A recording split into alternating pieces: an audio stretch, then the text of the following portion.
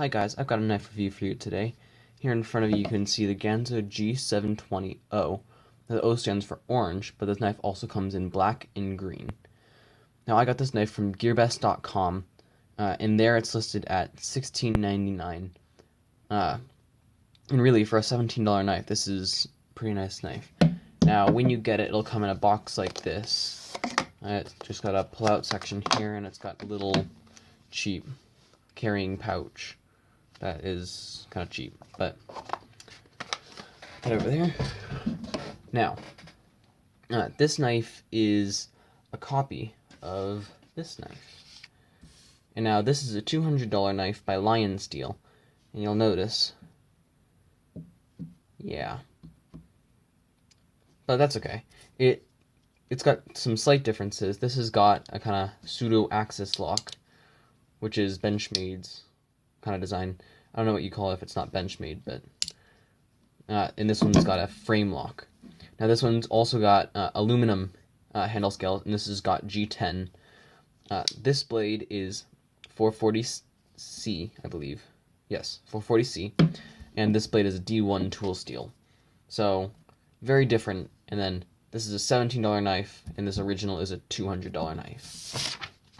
Now, in terms of weight, this is a very heavy knife, weighing in at about 204 or 206 grams. Now the website has it listed at 204, but mine's weighing a little heavier. That's not a big deal though. So, this knife is a decently big knife compared to some other folders. Here you can see the Gerber 450. And here you can actually see a small fixed blade, the Schrade SCHF 13. And you can see it's very comparable to the Schrade. It's even maybe a little bigger.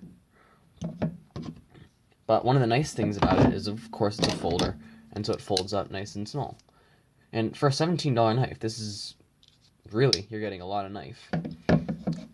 The length closed is about 12 centimeters or 4.75 inches. Open, it's 21 centimeters or 8.25 inches. Blade length is about 9 centimeters or 3.5 inches, and it's about 3.1 centimeters wide or about 1.25 inches. And so it really is a quite beefy knife, and you can see just the thickness of that is incredible. It's a nice, thick knife. Some of the good things about this knife, it's a very nice design, even if it is a little copied. It's very comfortable in the hand. It's decently grippy. It's a little bit less grippy than you'd expect from such a rough-looking pattern, but it is enough. The jimping isn't great, but it suffices. It's enough. This knife has decent edge retention, and it's a very strong and beefy knife, as I mentioned earlier. The opening is quite smooth. You can see it quite freely moves. It really, even with the lock pressing against the blade, it still moves very smoothly. Not like you would expect from a $17 knife. It's decently sharp. Out of the box, it's able to cut paper. Not quite push cut, but I'll put in a quick clip of me cutting it when I first got this knife. And that'll be playing right now. Now, this knife actually has some features that you don't usually see on knives, but you can see right there it's got a sharpening choil, and so that edge goes all the way down right next to the blade, which is pretty cool for a $15 or a $17 knife. And you can see the Ganzo logo there, and the model in the steel.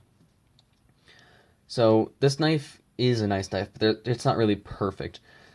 The lock, it's got a very tough spring, and so if you're constantly wanting to play with this, as I am, your fingers can get a little sore just because it's a little sharp. That's not the big deal. The main thing is that spring. And so if you're going to be using this a lot and opening it and closing it over and over and over, might get a little sore. The pocket clip, I have a few problems with the pocket clip.